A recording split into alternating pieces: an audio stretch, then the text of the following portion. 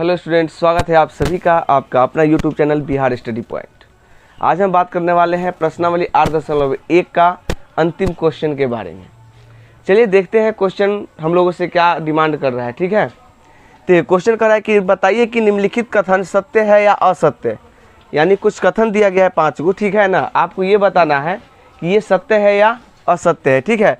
और कारण सहित अपने उत्तर की पुष्टि भी करना है और कारण बताना है आपको, ठीक है, कि वास्तव में ये कथन सत्य है या असत्य है। ठीक है, तो चलिए शुरू करते हैं। पहला क्वेश्चन आपका कह रहा है, चलिए हल करते हैं पहला क्वेश्चन का।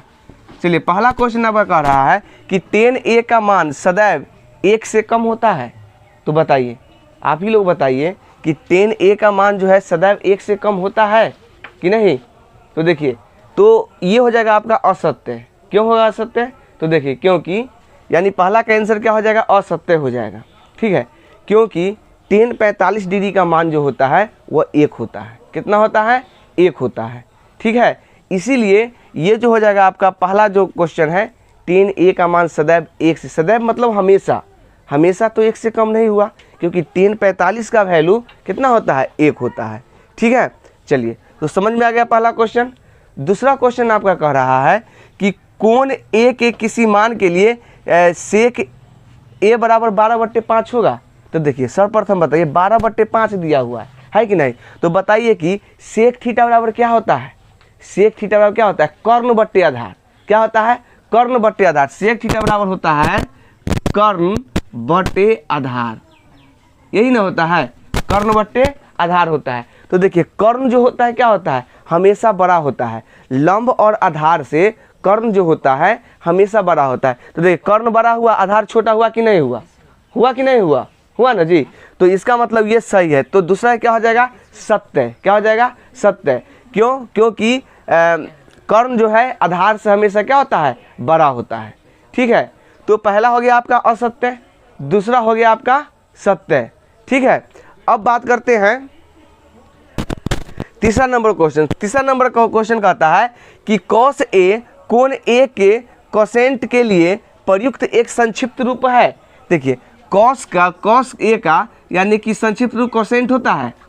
सत्य है या असत्य? कट गई कि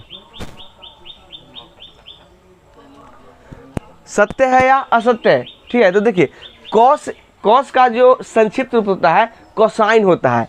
कॉस का क्या होता है? कोसाइन, COSINE, कॉस का कोसाइन होता है। ठीक है, तो कॉस जो है कोसाइन का क्या है, मतलब संक्षिप्त रूप है कि नहीं।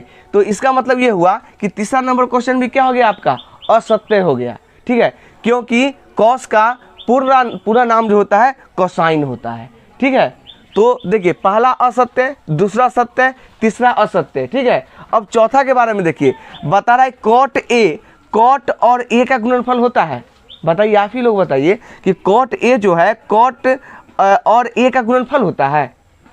बोलिए, नहीं ना होता है जी। देखिए, कॉट ए जो होता है कोण होता है, कॉट ए एंगल होता है। ठीक है, जहाँ पे ए क्या है? एंगल है। किसका? कॉस थीटा का कोण है, न कि वो गुणनफल है। ठीक है, इसीलिए ये चौथा नंबर भी क्या हो जाएगा आपका? असत्य हो जाएगा। चौथा नंबर भी क्या होगा आपका? असत्य।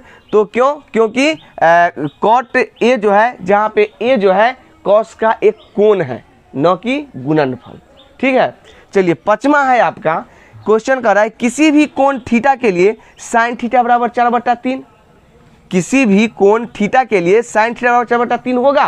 तो देखिए, साइन थीटा बराबर क्या होता है? लंब बट्टे कर्ण। तो ऊपर होता है लंब और नीचे होता है कर्ण। ठीक है, लंब बट्टे कर्ण, साइन थीटा बराबर लंब बट्टे कर्ण। अच्छा, एक चीज बताइए, लंब आधार कर्ण में कर्ण सबसे बड़ा होता है, यहाँ पर कर्ण क्या है आपका? छोटा है। क्या है? छोटा है। इसका मतलब क्या हुआ? ये कथन क्या है? असत्य है। क्यों? क्योंकि कर्ण जो है हमेशा लंब और आधार से क्या होता है? बड़ा होता है। लेकिन यहाँ पे क्या दिया गया है? छोटा दिया गया है। तो इस तरह से आपने क्या देखा कि पहला असत्य, दूसरा सत्य, तीसरा असत्य, चौथा असत्य और पांचवा क्या है आपका?